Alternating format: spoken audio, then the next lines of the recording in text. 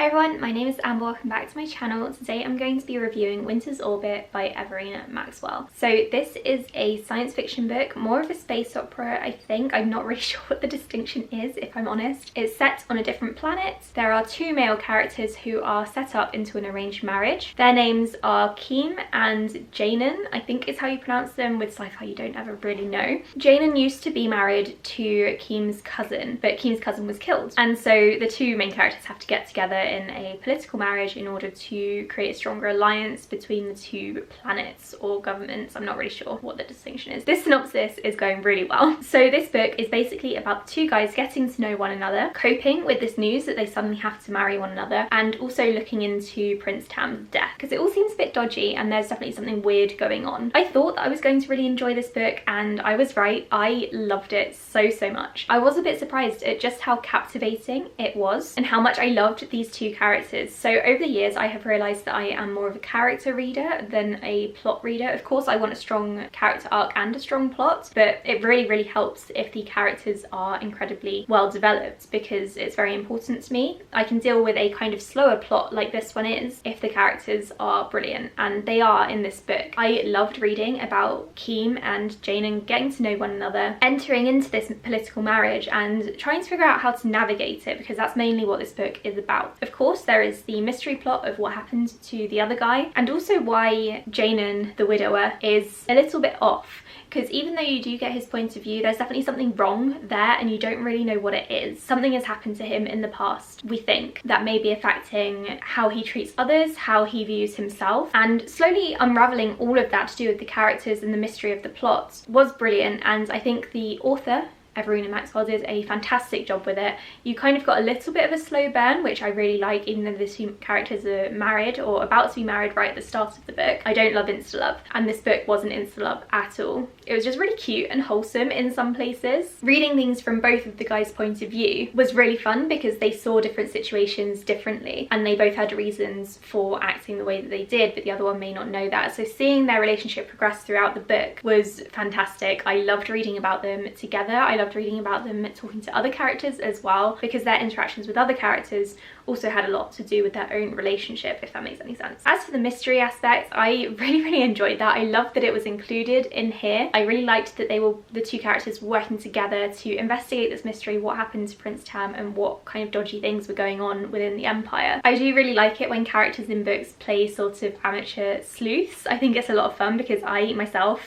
am also an amateur sleuth, and when they get things wrong it's also hilarious but also a bit sad, and then they come back fighting. I don't love loads of romance in all of my books. Obviously I'm not a massive romance reader, but I think that the balance in this one between romance, mystery and sci-fi was very well done, and I really hope that the author writes more in this world or this universe, because it's something that I'm definitely very interested in. I think they have created something very intricate here, and I get the impression we've only seen a tiny bit of it in this book because it's set mainly on one planet, and I think there's a lot of political intrigue that is barely touched upon. I think there's enough here for this to be a fantastic standalone. I don't think the author is going to be continuing this series with a direct sequel, but I do believe they are writing more in this universe because they've clearly put a lot of thought into it, into the backgrounds and the relationships between different planets and empires, galaxies, whatever's going on. But it's definitely something that I would like to read more about. I did find this book to be very funny. The writing is very amusing. There were some parts in it to do with the world building as well, which is why I'm talking about it now. The humans clearly came from Earth originally,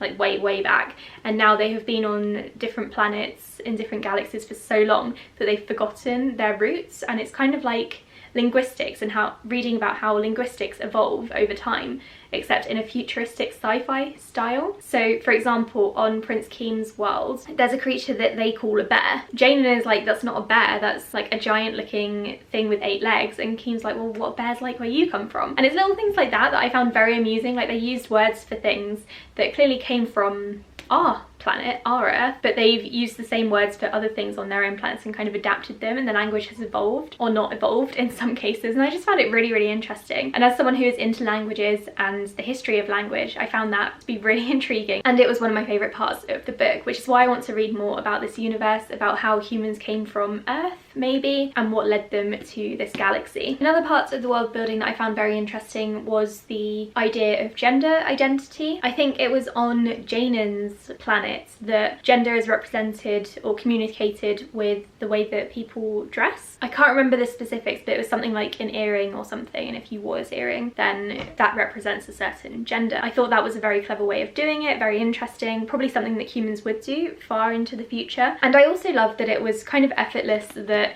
the two main characters who were marrying were two guys. It was just completely normal, and it wasn't even commented on because it was just, you know, part of society. So I really liked that part as well. I think out of the two guys, I'm really struggling to figure out which one is my favourite, because Keem was really chatty and bubbly and everyone loved him. He got along well with everyone, and he was just really lovely to everyone as well. So he was kind of arrogant because he's a prince, but at the same time he was just really charming and nice and kind, which you often don't get with prince characters, I don't think, in fantasy or sci-fi. They're often kind of like cocky and arrogant, but Keem wasn't like that at all. Like, he thought a lot of himself, but that was more of a proud or confidence thing, and everyone loved him, which was great. And then Jainan is absolutely adorable. He's gone through some things in the past that are still affecting his character to this day and affecting his relationships with Keem and also with his own family, and it was so tragic to read about. And I don't want to spoil anything, but there are definitely trigger warnings for domestic abuse in this book,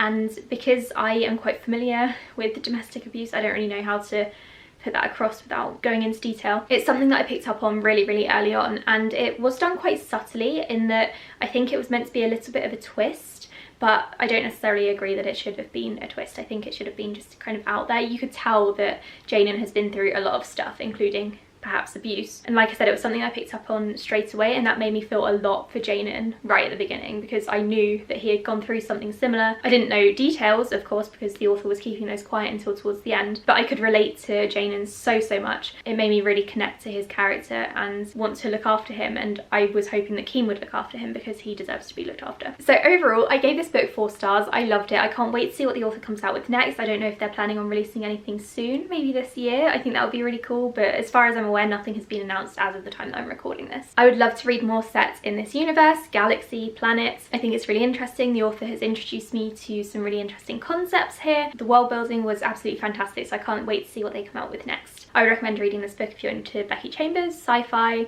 space opera, a little bit of fantasy as well. It might be your kind of thing. This is probably a good gateway into sci-fi because it's not too science heavy. And yeah, that is my review for Winter's Orbit, which I loved. I gave it 4 stars. Can't remember if I've said. Definitely check it out. Thank you so much for watching this video. Let me know if you've read this book or if you're planning on reading it in the comments below, and let me know your thoughts. Thanks again for watching, and I'll speak to you all in my next video. Bye!